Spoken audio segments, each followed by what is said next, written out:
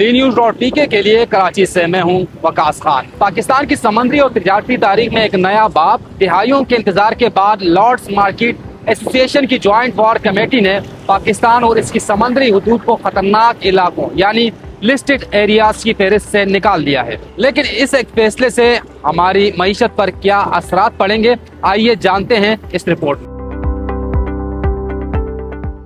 معاشی ماہرین کے مطابق گزشتہ کئی دہائیوں سے پاکستان اس فہرست میں شامل تھا، جس کی وجہ سے یہاں آنے والے بین الاقوامی بحری جہازوں کو بھاری وار رسک انشورنس پریمیم ادا کرنا پڑتا تھا، جس کا نتیجہ مہنگی شپنگ، زیادہ اخراجات اور عالمی منڈی میں پاکستانی سامان کی اونچی قیمتوں کی صورت میں نکلتا تھا۔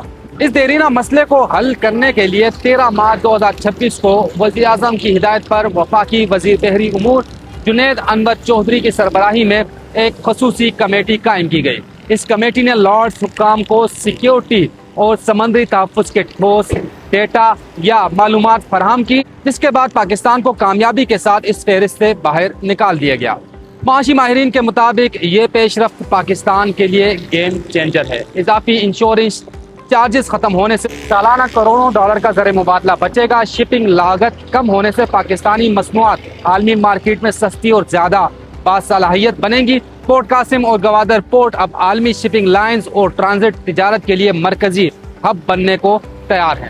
اس فیصلے کے بعد پاکستان نہ صرف جنوبی اور وسطی ایشیائی ممالک بلکہ مرکزی لاجسٹک ہب بننے کی پوزیشن میں آ گیا ہے۔ آپ اس اہم پیش رفت کے بارے میں کیا سوچتے ہیں؟ کمنٹس میں اپنی رائے کا اظہار کیجیے اور مزید معاشی معلومات کے لیے فالو کریں۔